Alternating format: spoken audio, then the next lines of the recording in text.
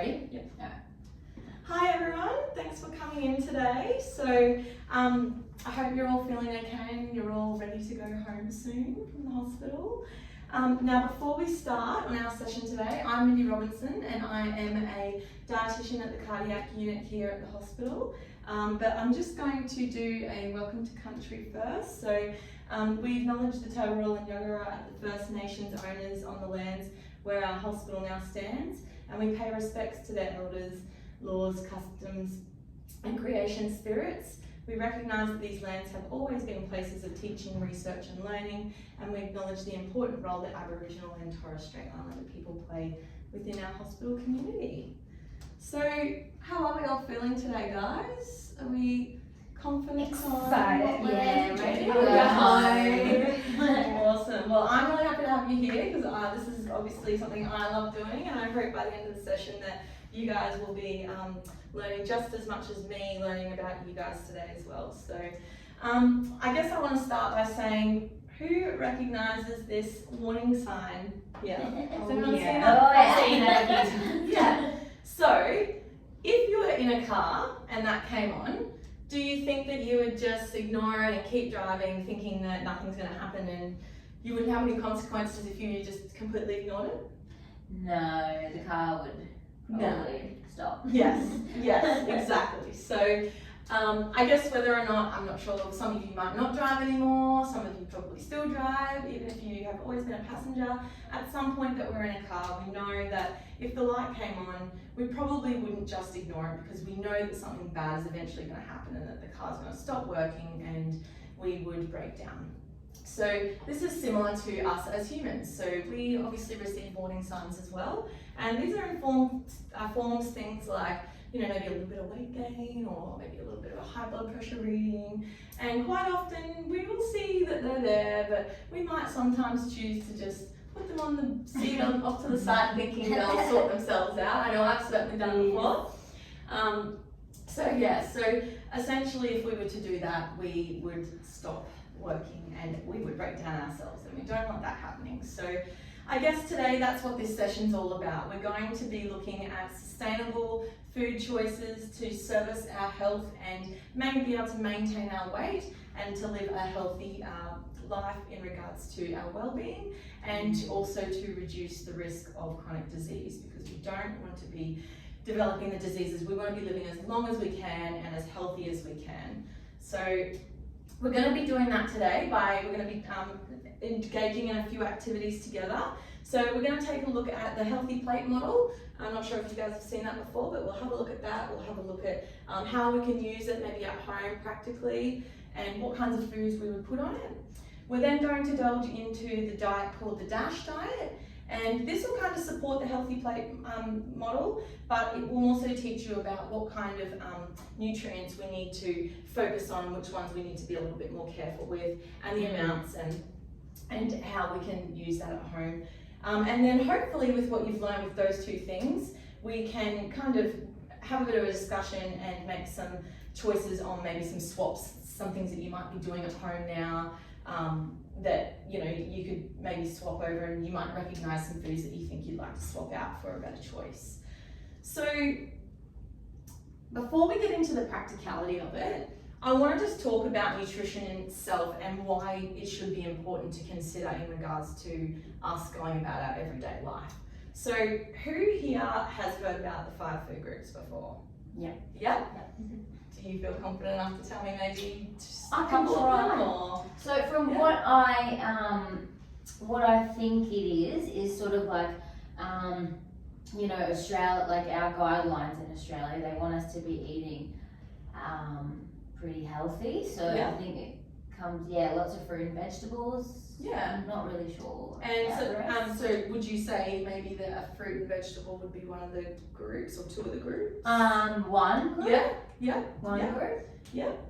Okay, that's great. That's really good. You've got a really good starting point there. So Claudia's is right. So the 5 food groups, essentially they split up into 5 groups. So we have the vegetable group, and then we do separate the fruit group from the vegetable. Okay. Just in regards to portion sizes. But both are very healthy. So yeah, we've got our fruit, our vegetable, then we have our dairy or dairy alternatives, And then we have our whole grains and cereals. These are things like starchy carbs. And then we have our lean meats or meat alternatives as well. And the meat alternatives are things like maybe some eggs or legumes or seeds. So they're our 5 food groups, and the whole idea about, we'll write up the guidelines, which is really great. Not many people can recall on that, so that's really good that you've got that basis knowledge there.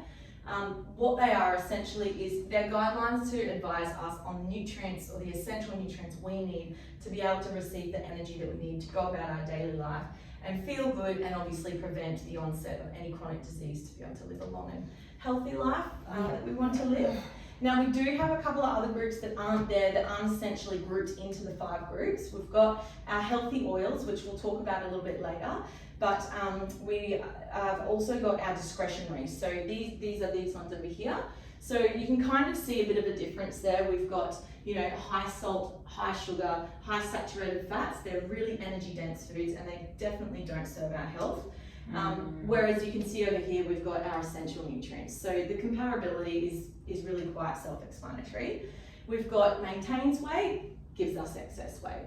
We've got reduces our risk of chronic disease, increases our risk of chronic disease.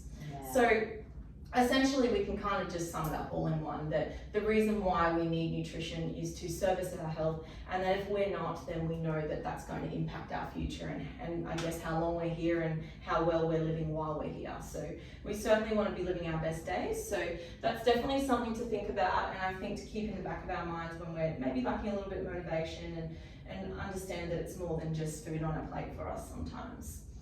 Okay, so we'll move on now to our practical component.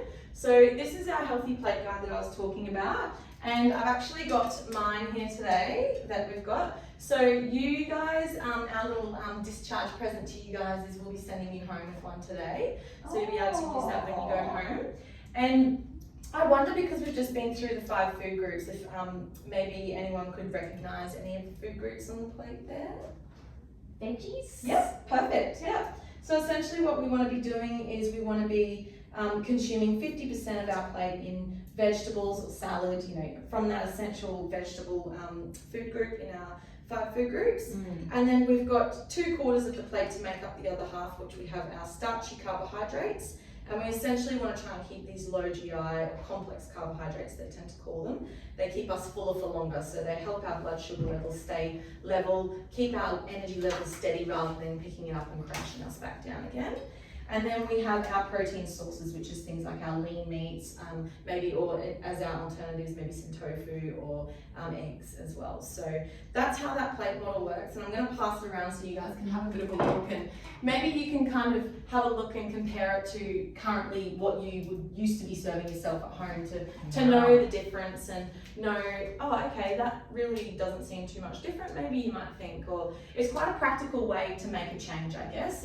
You don't have to think too much about it. It's easily done. There's no counting of anything. You just kind of pop your food on the plate, and it's kind of all said and done. So essentially you can see I've got up here, we focus on a variety of vegetables, whole grain, low GI carbohydrates, lean meats, and then in addition to the plate, we obviously drink our water every day up to 2 litres. And then we have our cup of dairy here, so that's in I guess because, you know, if we want to be preventing the onset of disease and keeping our hearts healthy, we definitely want to be making sure our dairy is low fat, because that does have saturated fat in it. And our fruit group as well. You know, it wouldn't hurt if you made a little bit of this portioned fruit, but I would certainly always try and keep it veggies, and then just have your little fruit portion off to the side according to the dietary guidelines. So next up we have our DASH diet. So although it seems like we're suggesting a plate and a diet, it really does go hand in hand. So, you know, the DASH diet, if you look at what we've got here, essentially it's the 5 food groups. So we've got a few extra mentions of, you know, reducing our dietary sodium, which is the salt, because that can obviously raise the pressure within our blood system, which isn't really good for our hearts. So we want to make sure that we're not getting high blood pressure by reducing our salt. But it also will help keep our weight in check by following this kind of guideline diet. So you can see we've got, you know, eating minimal processed foods, mostly fruit and vegetables, and we are swapping out our unsaturated fats for poly and monosaturated fats, which I'll explain in a minute. And then having nice healthy fats also from the omega-3s from things like the fish, and lots of fibre, because the fibre also helps if we are having any bad cholesterol or fats, the fibre will help remove that from our body as well. So the DASH diet is quite easy. It's kind of a bit of a no-brainer if you're using your plate and you're applying the foods that are suggested within the DASH diet, limiting your salt and swapping out your fats, then you really can't go wrong. It's quite easy to follow, essentially. Okay, so on to our last slide. So we have here our trans-saturated fats, and we've got poly and monounsaturated fats. So do you guys, have you ever heard of the difference between the fats before, or you know, have you seen both of them, you're just not sure of the difference? I've heard of trans fats before. I know they're not good for you. Yeah, so essentially this side we definitely want to steer clear of as much as we can. We're not wanting to cut food groups out, because you know we're all about balance. We still want to enjoy ourselves, but we certainly should be limiting these sides. And I guess without getting too sciencey on you guys, we've got, when we have our fats, we consume it, we've got what's called LDL cholesterol, and then we've got HDL cholesterol. So essentially with these fats, we are going to be receiving LDL cholesterol in our bodies. And that is the type of cholesterol that gets a bit sticky and kind of sticks to the inside of your arteries. So it will eventually, if we're having it all the time, it will build up, and it will kind of, think of it like chewing gum, you know, if you put it somewhere, it doesn't really want to budge much. Oh dear. So yeah, so we don't want to be doing that. We don't, you know, especially when we're moving a bit less sometimes as we get older. So yeah, and then the other positive silver lining to it is our poly and monounsaturated fats. They have what's called HDL cholesterol. Now the HDL cholesterol carries out the LDL cholesterol if we're having the good fats. So that's why it's important, you know, fat is nothing to be scared of. We definitely should be having our fats, we just need to be making sure that they're the right ones. So yeah, so essentially if we're eating plenty of the good poly and monounsaturated fats, they're going to be providing lots of HDL cholesterol to us, so that the odd few times that we are enjoying our treat foods, it's able to kind of keep it at bay for us. So, you know, trans fats, there'll be things like fast foods, pastries, pies, cakes, chocolates, palm oil, donuts, and animal products as well. I think a lot of people get confused with animal products, especially meat and dairy, because it's in the 5 food groups, so it's a bit confusing sometimes. Yeah, it is confusing. Yeah, so meat and dairy we definitely still want to have. We just want to choose low fat options and keep our portions in check.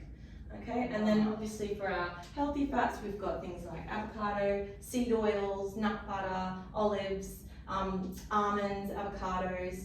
You might also see that I've got margarine on both sides, which might confuse you a little bit, but this is from animal fat, like I was just saying. The animal fat, this margarine will be animal fat based, whereas this margarine, we can see it's from a seed. So it's from a seed oil, we know that it's a healthy oil or a healthy fat. So when you say like the meat and the dairy, I just want to make sure I understand. Yeah. What, like when you say a lot leaner, a lot less fat. Yeah. So would that be like light milk? Or Yeah. So you can have like the smart milk.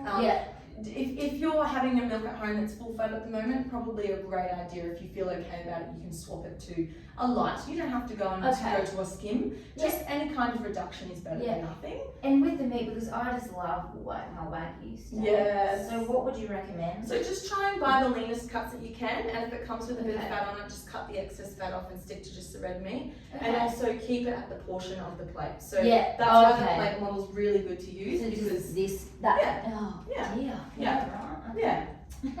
So I guess that pretty much, unless you guys have any more questions, that pretty much concludes the information I've got today. But I also would just like to show you that I have what we went through. I have got the documents that I will send home with you guys, just in case you need to jog your memory of how to use the plate, as well as the DASH diet. We've got a bit of an example here as well, so they'll go home with you and you can use these pictures. This gives a bit of pretty real representation of meals using the plate models, so you can kind of deconstruct it with your eyes and see, oh yeah, we've got a meat, a veggies, and then our carbs there as well.